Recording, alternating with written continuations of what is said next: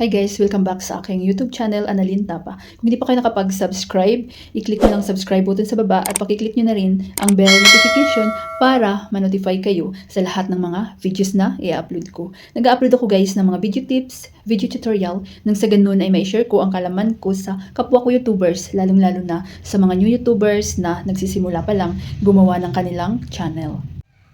Hi guys, kamusta na kayo? So sa video na ito, i-share ko sa inyo guys ngayong 2026 kung paano ba mag-add ng mga video clips para makatulong guys na ma-entertain ang inyong mga viewers.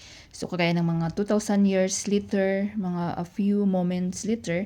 So at ang gamit natin dito guys is InShot. So ang ganda ng apps na ito, free lang at saka wala siyang watermark. So, pwede siya sa Android, pwede siya sa iPhone. Ang gamit ko always is Android. So, pag na-install nyo na guys ang InShot, i-click nyo. Then, mapupunta na tayo sa loob ng InShot.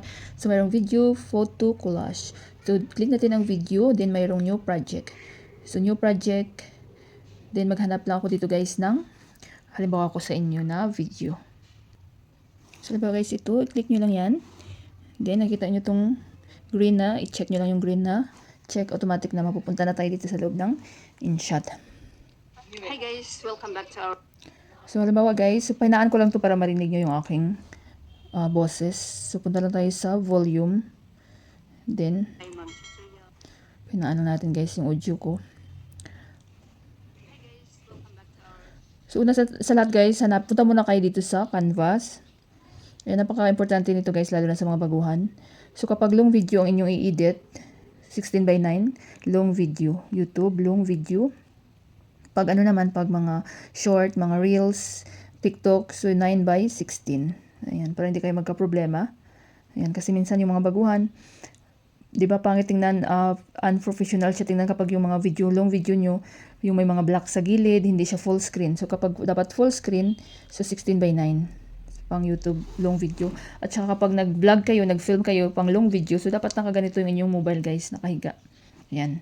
Kapag ano naman, mga short reels, so patayo naman yung kuha nyo sa inyong video. So balik tayo dun sa 16:9. Ayan.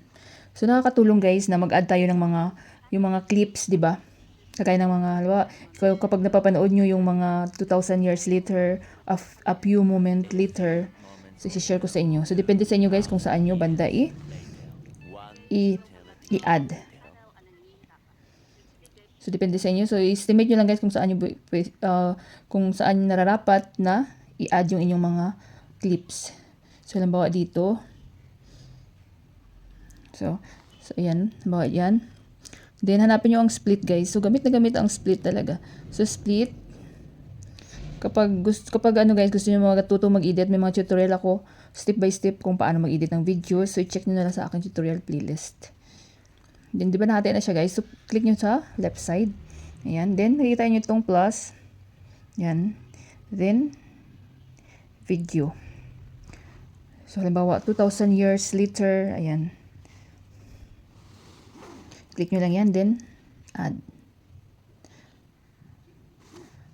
So, paano lakas na natin para marinig nyo. Banding guys ng family and friends. 2,000 years later. So, abangan nyo pa rin guys ang aking tutorial every week. So, diba? Kung mas gusto nyo ang aking tutorial. So, napakadali lang guys. So, estimate nyo ulit kung saan nyo gusto mag-add. So, sa mga nagtatanong kung saan ako nakakuha ng mga 2,000 years later. So, i-check, ano nyo na lang guys. I-search nyo sa YouTube. Then, i-download nyo na lang. So, doon ako kumukuha. Then, i-edit nyo lang. So, dito kayo mag-add. So, split nyo uli. I-click nyo yan, then split. Then, left side. Yan. Then, nakita nyo itong plus. Video. So, maghanap ako ulit dito. So, ito naman guys, a few moments later. Ayan. So, yan, na-add na siya ulit, di ba? So, yun lang kadali mag-insert ng mga clips sa inyong video. A few moments later. So, diba? So, super dali lang, guys. At saka kapag ano, guys, halimbawa yung mga funny clips naman, kung gusto nyo mag-add ng mga funny clips, guys, so, ang atin namang gamitin is para nakaka-entertain kasi kapag mag-add kayo ng mga funny clips, 'di ba? So dito naman tayo, halimbawa estimate nyo uli kung saan nyo saan nyo ilagay yung inyong mga funny clips. So hindi split yung ating gamitin, PIP. Ayan.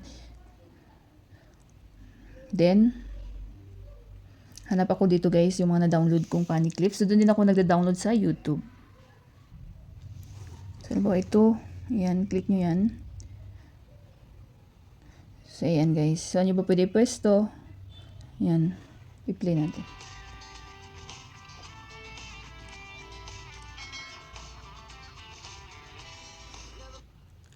So, pwede nyo rin siyang namumove-move siya. So, pwede nyo siyang i-full screen kapag gusto nyo. Ano ba? I-full screen nyo guys. Ayan.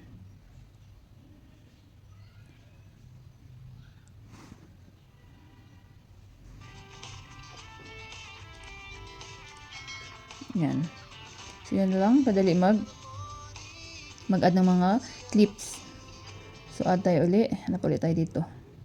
So, doon ko rin ito din-download sa ano guys, sa YouTube. So, i-edit nyo na lang.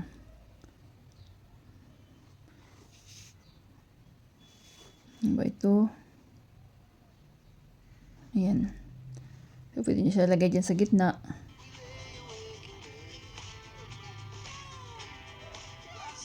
Ayan. So, super dali lang guys mag-insert ng mga clips. At saka yung mga 2,000